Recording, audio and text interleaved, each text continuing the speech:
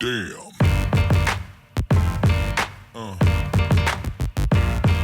Yeah. Radio Rahim here with Richard Schaefer. Wilder Fury is finally just a few hours away, man. We're like 48 hours before that bell rings. This fight, it seemed to come together so quickly. You were so experienced in making big fights, negotiating with champions. Why do you think that this fight came about so quickly? And what can we expect on Saturday night to deliver on that ticket? Well, I mean, the first thing is you need to have two fighters who want to fight each other, which, by the way, most of the time when it comes to these big fights, that's not the problem, because these fighters want to fight the best. When you are at that level, you want to face the biggest challenges. So that's usually not the problem.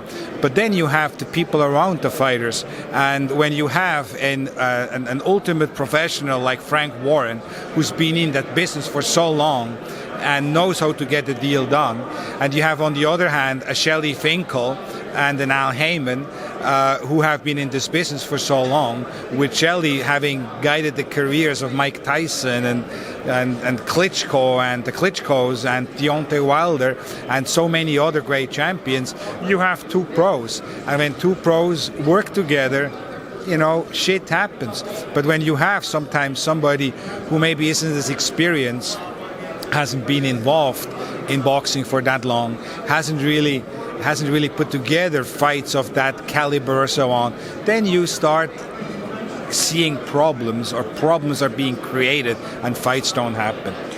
A lot of pressure seems to not just be on the fighter's performance, but on the promoters for ticket sales. They're trying to prove that these guys have bankable marquee names and they can fill, you know, put asses in seats, as the saying goes, and sell pay-per-view. How important is it, do you feel like, for this fight, not just to do well, but to do exceedingly well, so that these fighters can then maybe make deals to get the fights that they want at the price point that they feel they deserve? Well, you know, I do believe that the role of a promoter is extremely important. I think here you have Showtime pretty much assumed the role of the promoter. You see it at the press conferences, you see it at the, you know, they're front and center, and you know, I guess they are fulfilling that. So we'll see how it's going to do. But you know, in the end of the day, it has to be a great matchup. It has to be a great fight in order for pay-per-views to sell. And here, with Fury and Wilder, you do have a great fight. And you have a fight which I think the odds got much closer in the last 24 hours, because I think something which never happened before, there's actually somebody out talking Deontay Wilder outside of the ring, and that never happened. And how is Deontay going to react to that? I think Wilder's Fury is sort of like winning the mental battle outside of the ring, and we'll see what kind of impact it will have inside of the ring on Deontay's performance. So I think it's a fascinating matchup. I think it's a fantastic card. I think if you look at the card top to bottom, for those people who are going to watch it live, there's some very well-known names on the card as well. Robert the Ghost Guerrero is going to fight on it. Alfredo Angulo is going to fight on it. There's some of the younger fighters on. There's some of the older fighters on. So a little bit of everything.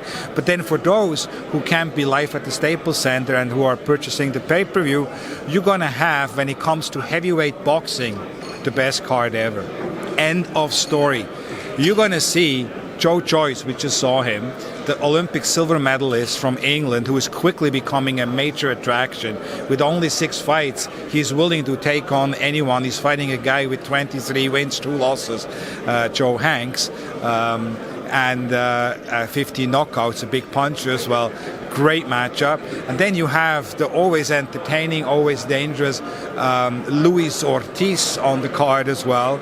And then you have the 2 best heavyweights, Tyson Fury and Deontay Wilder, on the card. I mean, this is like heavyweights at its best. And heavyweights is not only for boxing fans or sports fans. Heavyweights resonate with the general market. People who are not even boxing fans can relate to heavyweight boxing. It's exciting. And here you have the most exciting cards of them all. Well, you talk about this being an exciting card, and there is no greater time for competition than right now. The field is being played by many different networks. There's access to streaming. We talked about Eddie Hearn and DAZN's inroads into the business when they just started. Now that they've made some major acquisitions, how do you feel about where DAZN is, and how is the success of Eddie Hearn and that partnership shaking out in your eyes? Well, I think it's too early to tell. I mean, they went live in October, so you have like less than 2 months or 2 months about. So it's too early to say. I do believe the DAZN getting the World Boxing Super Series was a major coup.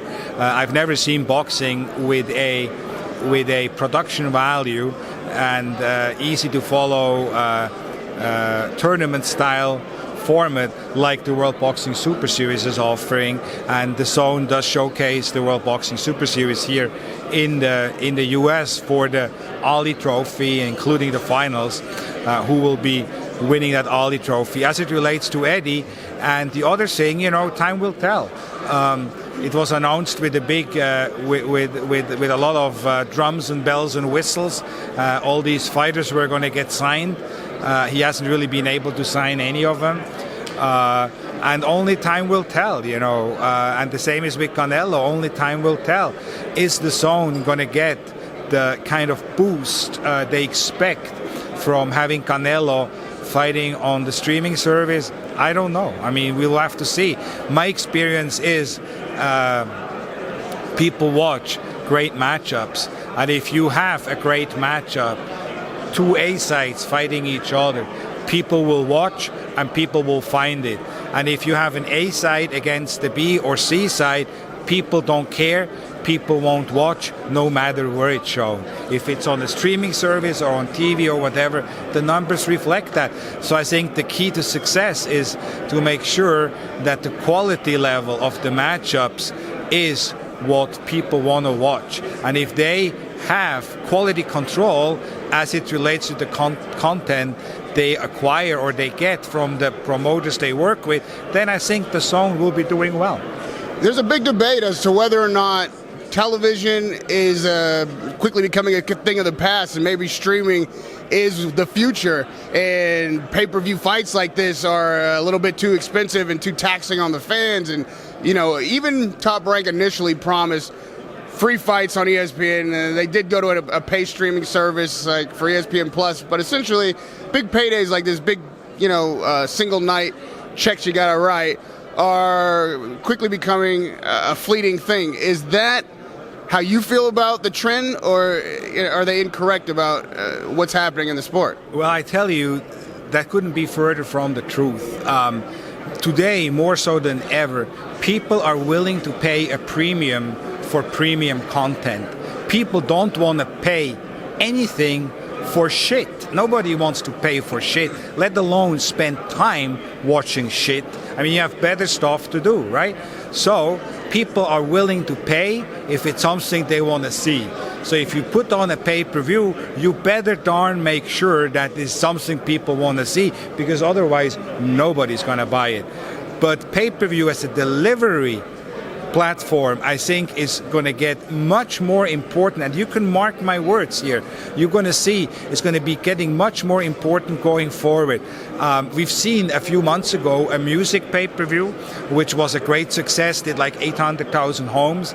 We had a week ago the Tiger Woods pay-per-view. Golf now in pay-per-view. They had a technical glitch, but they still did over close to 1 million homes. Then you have other sports now, which I'm not privileged to talk about, discussing with me the use of the pay-per-view for events at the absolute highest level. So no, I think that pay-per-view, not only in boxing but in other premium events, is going to become a premium event distribution model for music, sports and entertainment. And you watch and see, because people don't care to pay, but they want to pay for something they want to watch. A fight that there is no question people want to watch and are willing to pay for, Mikey Garcia versus Errol Spence. I remember when Mikey first started talking about that fight and challenging Errol, a lot of us laughed. Yeah. We thought he was kidding. Nobody believed including Robert. Yeah. Nobody believed it, and they but and I said it back then, and you can look back at some videos. Mike is not the kind of guy who just talks. Mike is the kind of guy who talks to talk and walks to walk. And if he agrees, and he's not a crazy guy either, he's maybe one of the most intelligent guys. And when he decided that he wants to fight Errol Spence, he saw something. I don't know what it is, what he saw, but he must have seen something, because he's not going to go into that fight thinking he's going to lose. He's going to go into that fight knowing he's going to win.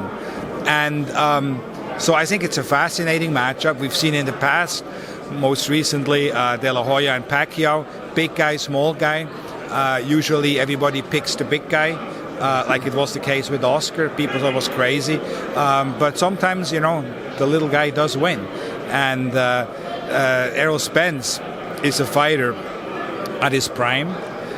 He is pound for pound in the top 3, top 4 in most people's list. And so is Mikey Garcia. So, it doesn't get bigger, it doesn't get better than that. And then you put that whole thing into the biggest and most exciting stadium in the world, the AT&T Center, so you have all of that.